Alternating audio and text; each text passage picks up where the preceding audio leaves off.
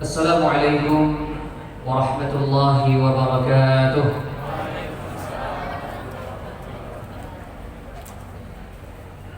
Alhamdulillah, alhamdulillahilladzi hadana ila al-islam fa asbahna muslimin wa warasa fi qulubina al-iman fa asbahna mu'minin. Ashhadu an la ilaha illallah wahdahu la syarika lah وأشهد أن محمدا عبده ورسوله لا نبي ولا رسول بعده أما بعد فيا عباد الله إني أوصيكم وإياي بتقوى الله فقد فاز المتقون اتقوا الله حق تقاته ولا تموتن إلا وأنتم مسلمون فقال الله تعالى في القرآن الكريم أعوذ بالله من الشيطان الرجيم بسم الله الرحمن الرحيم لقد كان لكم في رسول الله أسوة حسنة لمن كان يرجو الله واليوم الآخر وذكر الله كثيرا صدق الله العظيم. Al-Quran Surah Al-Ahzab ayat yang ke-32. Yang sama kita hormati Bapak-bapak, ibu-ibu, pengurus Masjid Ihsan Muhammadiyah beserta seluruh jajaran, bapak-bapak, ibu-ibu, saudara-saudara, anak-anak kami, seluruh jamaah salat tarawih yang insyaallah kita semua dirahmati oleh Allah. Alhamdulillah, bersyukur kita kepada Allah Subhanahu wa taala dengan segala limpahan nikmat dan rahmat Allah. Maka pada malam hari ini telah sampai kita di pertengahan bulan Ramadan kita, telah sampai di malam ke-16 kita malam hari ini. Mudah-mudahan ibadah kita 15 hari yang telah kita lewati, shaum Ramadan kita ditambah dengan qiyam Ramadan kita, Allah jadikan sebagai bekal terbaik kita menghadap kepada Allah Subhanahu wa taala. Dan kita bermohon kepada Allah, mudah-mudahan Allah berikan kita kesehatan, kekuatan, dan keistiqamahan sampai di akhir Ramadan nantinya, sehingga kita menjadi juara di akhir Ramadan nantinya. Amin, amin ya rabbal alamin. Selanjutnya salawat berikan salam senantiasa kita sampaikan kepada Nabi junjungan kita Nabi Muhammad sallallahu alaihi wasallam. Allahumma salli ala Muhammad wa ala ali Muhammad. Kita ingat di saat Rasulullah berada di Masjid Nabawi. Di mana Masjid Nabawi itu kan? Di kota Madinah. Jadi di saat itu Nabi akan menaiki mimbar beliau. Tidak seperti biasa ketika beliau baru naik di tangga yang pertama, terhenti langkah Nabi. Maka para sahabat yang hadir ketika itu heran, bahwa tiba-tiba Nabi terhenti langkah beliau. Bahkan setelah itu beliau ucapkan amin. Kalau patah menjelang pemilu agak sensitif, amin terus kayak apa? Kalaulah nyampe amin Ustaz itu berarti Ustaz kok paslon 01 pilihannya kemana? Tapi kalau ini kan tidak lain. Karena lah kedua petang pengumuman 22 Maret yang menjadi presiden pilihan dari pemilu itu adalah paslon 02. Maka kita doakan siapapun pemimpin kita mudah-mudahan menjadi pemimpin yang hanya takut kepada Allah Subhanahu wa taala. Amin ya rabbal alamin. Maka di saat itu di tangga yang pertama Nabi ucapkan amin. Maka sahabat yang heran ketika itu bertahan untuk bertanya. Karena sahabat itu kalau tidak diangkat kesempatan bertanya dengan Nabi, sahabat itu sabar. Maka tidak diangkat tanya Nabi, kenapa beliau engkau mengucapkan amin? Tidak seperti itu beliau. Jadi Rasul naik ke atas mimbar. Baru di atas mimbar itu Nabi sampaikan, wahai sahabatku, tahukah kalian di saat aku di tangga yang pertama tadi malaikat Jibril turun, dia berdoa dan aku aminkan. Jadi yang turun malaikat Jibril, yang berdoa ini malaikat Jibril diaminkan oleh Nabi. Maka sahabat yang hadir ketika itu ingin tahu kira-kira apa doa yang diaminkan oleh Nabi yang dibaca oleh malaikat Jibril tersebut. Maka disampaikan oleh Nabi, doa yang dibacakan oleh malaikat Jibril tersebut adalah bu'dan lima dzukirta 'indak wa lam yusalli 'alaik. Terjauhlah dia dari rahmat Allah. Siapa itu? Yang orang-orang ketika disebutkan nama engkau wahai Muhammad tapi dia tidak mau bersolawat kepadamu, maka inilah yang diambilkan oleh Rasulullah SAW sehingga menjadi landasan bagi kita ketika disampaikan nama Nabi Muhammad kita lengkapi dengan Sallallahu Alaihi Wasallam. Ketika disampaikan nama Nabi Muhammad Sallallahu Alaihi Wasallam kita sempurnakan dengan Allahumma salli ala Muhammad wa ala ali Muhammad. InsyaAllah dengan sholawat yang kita baca di akhir dunia ini akan menjadi syafaat dan penolong bagi kita di akhirat kelak. Amin ya rabbal alamin. Bapak Ibu jemaah dirahmati oleh Allah, alhamdulillah di pertengahan Ramadan ini seperti biasa kalau dicalik di tampek lain Pak, itulah mulai banyak kemajuan. Apa kemajuannya? Safnya lah mulai rapi ke muka, lah mulai maju saf ke muka. Dia apa sebabnya? Inilah mulai banyak orang buku basamo. Itu Pak. Lah mulai ini buku basamo. Bahkan lagu ibu-ibu yang pai mencari baju rayu gini lagu. Lagu bahkan latar lagi itu baju rayu itu.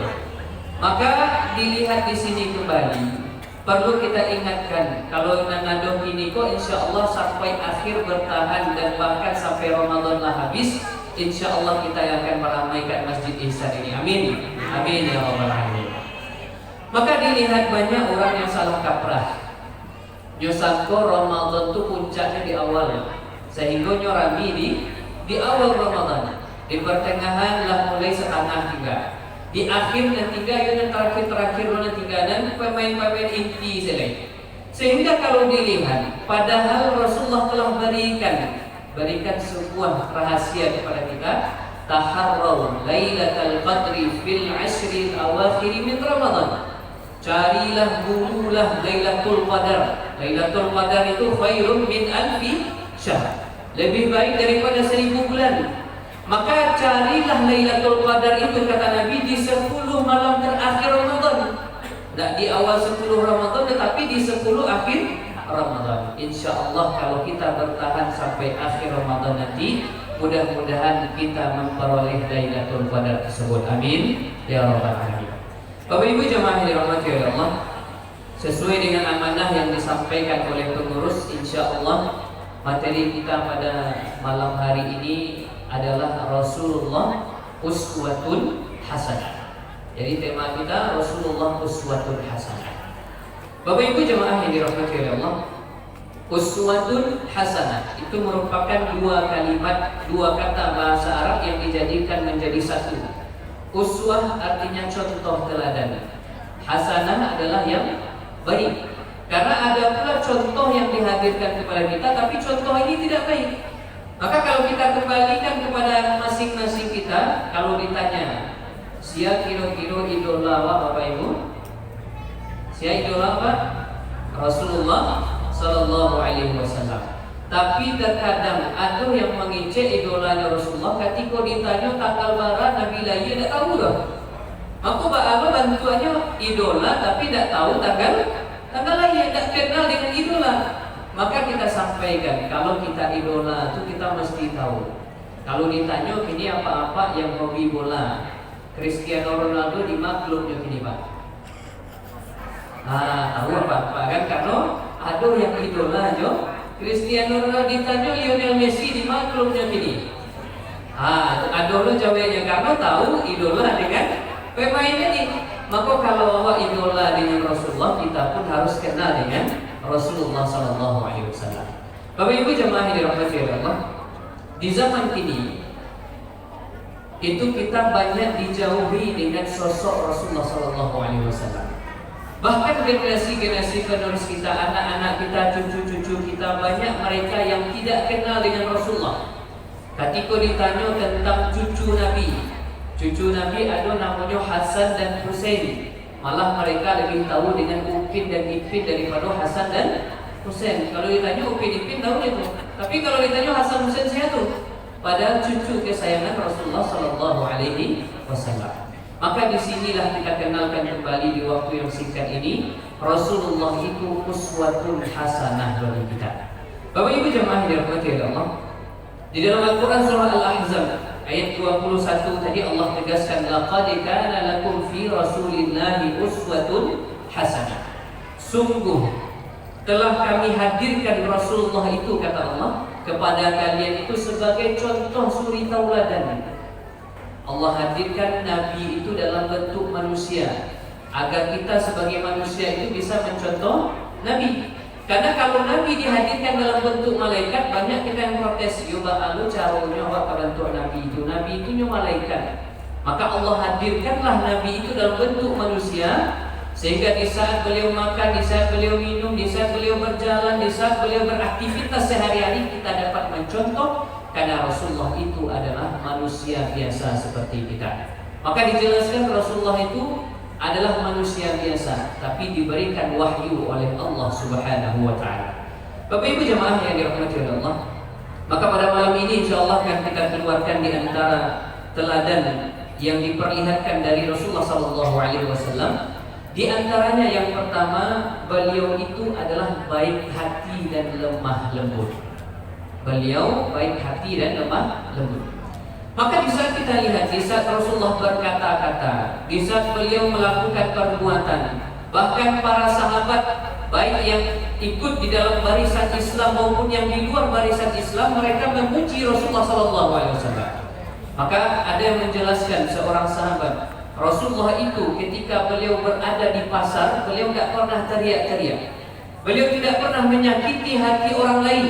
Beliau tidak pernah berkata yang bukan sesuai dengan fakta realitanya. Maka ini yang dicontohkan kepada kita, Rasulullah itu sosoknya lemah lembut. Maka kita selaku insan dihadirkan oleh Allah pun juga harus berlemah lembut di saat kita hadir di muka bumi. Maka di saat ini kita lihat di dalam Al-Quran surah At-Taubah ayat 128 sudah di penghujung surah At-Taubah, diberikan sebuah pesan kepada kita, laqad ja'akum rasulun min anfusikum. Sungguh telah hadir kepada kalian itu sosok seorang rasul dari masing kalian, dari diri kalian, maksudnya adalah dari manusia juga. Maka disampaikan oleh Allah, azizun alaihi ma anittum. Beliau itu tegas, beliau itu kuat. Harisun alaikum. Beliau itu juga keras, tapi kerasnya dalam konteks kalau sudah di luar Islam pembahasannya, ada yang menentang Islam, beliau keras.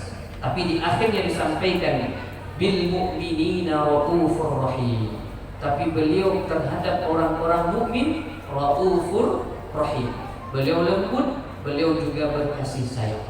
Bapak Ibu jemaah dirahmati Allah, maka yang pertama ini kita perlu contoh. Di saat Rasulullah itu orangnya lemah lembut, maka kita bercakap, berkata-kata juga berlemah lembut. Kita beraktivitas pun juga berlemah lembut. Kadang aduh apa-apa kalau jauh kawannya berlemah lembut, tapi tiba di rumah ke orang rumahnya nyukasari saja nak waktu itu bu. Aduh waktu itu, maka perlu dicontoh Rasulullah SAW kepada siapapun berlemah lembut. Tidak pilih-pilih orangnya. Kadang kalau ke orang kayo lunak gigi pada lidah. Tapi kalau kawan yang susah-susah nyelantuang saja, nyebok lalu saja. Kadang ada seperti itu, pilih-pilih orang baru bisa berlemah lembut. Maka betul seperti itu dicontohkan Nabi, tapi berlemah lembutlah kepada siapapun yang ada di bumi ini. Bahkan dilihat dari sifat Rasulullah. Rasulullah itu ketika beliau akan memimpin perang, di saat perang akan dimulai, Nabi kumpulkan para pasukan. Di saat itu Nabi sampaikan, wahai para sahabatku, wahai para pasukan, sebelum perang ini dimulai, aku ingin sampaikan pesan. Apa pesan yang disampaikan oleh Nabi? Pertama, jangan sakiti wanita. Setelah itu Nabi pesankan, jangan sakiti orang sudah tua renta. Lalu kata Nabi, jangan sakiti anak-anak. Bahkan yang selanjutnya Nabi pernah sampaikan, jangan cabut tumbuh-tumbuhan.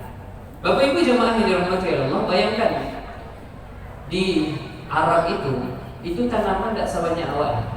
Kalau Bapak Ibu pergi ke Arab itu, naik di atas pesawat, turun pesawat itu kan nampak langsung. Yang ada di situ padang pasir, yang ada di situ bukit batu. Kalau di situ bukit barisan hijau sadonya. Kalau awak turun di situ disebut Zamrud Khatulistiwa, karena kehijau-hijauannya bentuk Indonesia kita ini. Tapi di saat di padang pasir yang tandus itu, Nabi ikut perang bersama dengan sahabat. Apa pesan Nabi? Jangan cabut tumbuh-tumbuhan. Bayangkan sampai perhatian Nabi kepada tumbuh-tumbuhan. Jangan cabut tumbuh-tumbuhan walaupun sedang perang, kata Nabi. Tetapi kadang awal baru demo namanya baru alun parang gitu. Tapi lah taman kota diinjak-injak, banteng jalan diinjak. Padahal itu adalah tumbuh-tumbuhan yang menjadi pelindung bagi kita. Bapak Ibu jemaah dirahmati Allah. Sampai juga di saat kurban kita, bukan hanya kepada tumbuh-tumbuhan sifat lembutnya Nabi itu, Nabi juga sampaikan, idza dzabhtum fa ahsinu dzibha. Apabila engkau hendak menyembelih, maka sempurnakan sembelihannya. Apa maknanya? Pastikan sebelum kita menyembelih itu pisaunya dalam kondisi yang tajam. Jangan pakai pisau yang tumpul. Karena walaupun hewan yang akan kita sembelih itu kita tahu juga mati juga nantinya, tapi jangan sakiti dia sebelum dia mati. Karena dalam hakikatnya kita saja meninggal ingin dalam kondisi yang ringan, ingin dalam kondisi yang mudah. Maka dalam bentuk matinya hewan pun Rasulullah juga sampaikan, idza dzabhtum fa ahsinu dzibha. Apabila engkau hendak menyembelih, maka sempurnakan sembelihannya. Lihat kondisinya, adab-adab kita menyembelih, di antaranya tajamkan pisaunya. Di saat kita kurban, jangan diperlihatkan hewan yang sedang disembelih itu di hadapan kawan-kawan yang lainnya. Stres dia nyoba. Awak katiku aku nampak orang menggelimang darah, tidak stres awak dia nyoba. Maka hewan pun juga demikian. Maka hewan itu juga ada sifat yang perlu kita jaga. Maka adab-adab di saat kurban pun juga ada. Maka inilah yang diajarkan oleh Rasulullah SAW. Beliau berlaku lemah lembut kepada manusia, kepada tumbuh-tumbuhan, kepada hewan dan seluruh makhluk hidup yang ada di bumi Allah ini. Bapak Ibu jemaah dirahmati oleh Allah. Lalu yang kedua, sifat teladan dari Rasulullah itu kita lihat, beliau sabar meskipun dicaci maki. Bapak Ibu jemaah dirahmati oleh Allah, kita lihat kisah di saat beliau hijrah pertama kali. Jadi sebelum hijrah besar-besaran ke kota Madinah, hijrah pertama Nabi itu ke mana namanya Pak? Ke Habasyah. Kalau nama dulunya Habasyah, kalau nama Madinah Taif. Negeri Taif itu jaraknya dari Makkah ke Taif itu kira-kira 70 kilo. Jadi kalau ada Bapak Ibu pai haji, pai umrah, itu kalau ditawarkan pai ke Taif itu silakan ikut. Karena itu sampai pertama kali Nabi hijrah. Maka di saat itu Nabi lakukan perjalanan hijrah pertama kali, tapi dalam hitungan angka kecil. Jadi sahabat yang ikut itu tidak orang-orang. Nabi berharap hijrah pertama ini menghasilkan hasil yang terbaik sehingga banyak yang ikut ke dalam barisan Islam. Ternyata sesampainya Nabi di Taif tersebut, Nabi dicaci maki. Bukan hanya dicaci maki, Nabi juga dilempari dengan batu sampai berdarah Nabi. Sehingga Nabi diusir, Nabi disuruh pulang kembali ke kota Makkah. Lalu Nabi pulang dengan langkah yang begitu berat. Sampai di tengah perjalanan, di hampir di luar kota Taif tersebut, Nabi bersandar di sebuah pohon. Di saat Nabi bersandar di sebuah pohon, maka dikisahkan dalam sebuah hadis, di saat itu Nabi bersandar, turunlah malaikat Jibril menyapa Rasulullah SAW. Disapulah Nabi di Rasulullah. Nabi tadi disapu oleh malaikat Jibril. Apa kata Jibril? Wahai Muhammad, ada gerangan apa engkau begitu sedih, begitu engkau termenung? Maka dijawab oleh Rasulullah SAW, aku tidak pernah merasakan sedih sesedih ini. Walaupun beberapa hari sebelum itu pamannya meninggal dunia, walaupun beberapa hari sebelum itu istrinya Siti Khadijah meninggal dunia, tapi aku tidak merasakan sedih sesedih yang aku rasakan hari ini. Maka apa kata malaikat Jibril? Karena malaikat Jibril tahu kondisinya ketika itu. Maka angkatlah tanganmu ke langit wahai Muhammad, bermohonlah kepada Allah, maka aku dengan dua penjaga bukit Taif akan balikkan bukit Taif ini agar penduduk Taif terhimpit oleh bukit tersebut. Itu saking marahnya malaikat Jibril karena mencari kondisi Rasulullah saja. Kalau dalam kondisi itu kira-kira bagaimana Pak? Dia tawarkan dek malaikat, berdoalah kepada Allah, aku akan dibalikkan malaikat itu bukit. Kira-kira ada kecewa Pak? Langsung lah sekali malaikat, jangan pakai lama, gini kau jual lah berapa? Kan mana itu? Tapi apa kata Rasulullah? Lah, Tidak, kata Rasulullah. Fa innahum qaumun la ya'lamun. Sesungguhnya mereka itu hanya kaum yang belum tahu saja, kata Nabi. Bahkan di akhir sifat Nabi tersebut, walaupun Nabi sudah disakiti, Nabi sudah dilempari dengan batu, Nabi sudah dicaci maki, Nabi masih katakan tidak. Padahal kalau Nabi mengangkat tangan saja ketika itu langsung dibandikan Bukit Taif itu langsung. Tapi Nabi masih ngecek enggak. Tapi setelah itu bahkan Nabi sampaikan, karena nanti dari Taif ini akan lahir generasi-generasi penerus yang akan memperjuangkan Islam ini, kata Rasulullah. Bapak Ibu jemaah dirahmati oleh Allah, maka memang terbukti di saat di akhir hayat Rasulullah SAW sampai hari ini, Taif ini menjadi sebuah kota yang dirahmati, diberkahi oleh Allah Subhanahu wa Ta'ala. Karena dulu pernah didoakan oleh Nabi, karena kota ini akan menjadi kota yang makmur, kota yang akan memperjuangkan Islam. Maka kalau Bapak Ibu pergi ke Taif itu ada khasnya di Taif itu, yaitu buah-buahan. Jadi kalau tiba di Taif itu Bapak Ibu akan disuguhi buah-buahan. Buah-buahannya di situ yang ada cukup, apel ada, jeruk ada, pir ada, bahkan stroberi yang hanya ada di daerah-daerah dingin. Kalau tampil di mana? Jalan Panjang, kan ada tuh stroberi. Bahkan di Taif itu ada stroberi. Padahal kalau dicari ya, negeri Arab itu kan tandus, tapi Allah hadirkan syukur negeri Taif itu, khusus Taif, karena Allah pernah sampaikan doa dari Rasulullah SAW sehingga Taif ini mendapatkan rahmat dari Allah. Maka kalau dulu pernah kami pergi bulan Agustus membawa jamaah umrah, ketika itu di Makkah suhunya sampai 33 derajat, sampai 33 derajat musim panas. Maka ada kunjungan ke Taif bersama dengan para jamaah. Maka sesampainya di Taif, langsung suhu yang sampai puluh di Makkah tadi turun drastis jadi 25 derajat Celcius. Dingin loh pada padang ya. Padahal di Makkah itu sedang musim angin, Pak. Dan disampai kami di Taif itu disambut oleh hujan. Maka orang Arab tuh kalau dengan hujan tuh mereka bahagia. Mereka tuh begitu bangga karena hujan ini turun bentuk rahmat dari Allah. Sehingga kita pun kalau turun hujan jangan ngopek. Karena Rasulullah ajarkan doa yang cukup pendek tapi bermanfaat. Allahumma sayyiban nafi'an. Ya Allah, turunkanlah hujan ini hujan yang bermanfaat. Jadi tak kala turun hujan doakan Allahumma sayyiban nafi'an. Sehingga jangan sampai hujan-hujan yang turun itu menjadi hujan yang mendatangkan musibah malapetaka bagi kita. Bapak Ibu jemaah dirahmati Allah. Maka sifat kedua Nabi ini yang perlu kita contoh. Walaupun beliau dicaci maki, beliau tetap sabar, bahkan beliau tetap mendoakan dengan cara yang baik kepada orang yang sudah menyakiti Rasulullah Sallallahu Alaihi Wasallam. Bapak Ibu jemaah dirahmati Allah, sifat yang ketiga Rasulullah adalah beliau itu dermawan. Di dalam hadis disampaikan Rasulullah itu kana ajwadun nas, beliau itu adalah orang yang paling dermawan. Dan paling dermawannya Nabi itu ketika berada di bulan suci Ramadan. Maka ini kesempatan awak meniru Nabi. Jika ada rasa kiwak sakit, awak bagi dan sakit itu. Kalau ada rasa kiwak dan banyak, bagi dan banyak. Kadang ketika sakit bisa membagi, tapi ketika banyak agak barik loh bagi nampak. Ketika ada rasa kiwak dan banyak, kok kadang itu nampak yang kedua ya. Maka Rasulullah ajarkan sedikit ataupun banyak rezeki yang Allah berikan hari ini, maka kita belajar untuk berbagi, berinfak dan bersedekah. Karena Rasulullah itu orang yang paling dermawan. Sehingga ada sahabat yang bertanya, ya Rasulullah, aku punya sebiji kurma ya Rasulullah. Bagaimana mungkin aku bisa berbagi dengan sebiji kurma ini? Maka kata Nabi, dengan sebiji kurma itu engkau juga bisa berbagi. Silahkan bagi satu biji itu. Maka itu termasuk berbagi yang paling terbaik bagimu, karena itu yang engkau miliki di saat itu.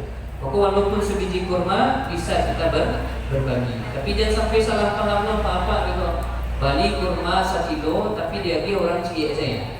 Cik Ustaz tadi malam kan ciek saya cukup itu. Nah, jangan sampai salah paham. Tapi maksudnya adalah kalau ada sakit itu tetap kita bagi, maka itu menjadi sedekah infak terbaik dari kita, karena Allah tidak menilai dari nilainya yang besar, tapi Allah menilai dari keikhlasan kita berbagi terhadap sesama kita. Bapak Ibu jemaah yang dirahmati oleh Allah, maka sifat Rasulullah ini di antara yang sifat yang banyak, 3 ini yang kita sampaikan malam hari ini, sehingga kita contoh sifat-sifat Rasulullah sebagai uswatun hasanah bagi kita. Maka jangan sampai anak-anak generasi muda kita mengidolakan yang lain-lain kecuali Rasulullah SAW. Karena banyak hari ini kalau Bapak Ibu tanya, siapa idolanya anak-anak muda kita zaman sekarang? Mereka kiblatnya ke barat, mereka kiblatnya ke Korea. Padahal orang-orang barat, orang-orang Korea yang mereka idolakan tersebut adalah orang-orang pembenci Islam. Maka kita hadirkan kembali Rasulullah SAW agar mereka menjadikan idolanya Rasulullah SAW. Dan siapa yang kita idolakan di dunia ini, insya Allah kita akan bersama dengan beliau nanti di akhirat kelak. Amin, amin ya rabbal alamin. Itu saja yang bisa saya sampaikan pada pertemuan kali ini. Terlebih dan terkurang, mudah-mudahan dapat bermanfaat bagi kita. Kita tutup dengan membaca doa kafaratul majlis. Subhanakallahumma wa bihamdika asyhadu an la ilaha illa anta astaghfiruka wa atubu ilaik. Terlebih dan terkurang mohon dimaafkan. Wabillahi taufiq wal hidayah. Wassalamualaikum warahmatullahi wabarakatuh.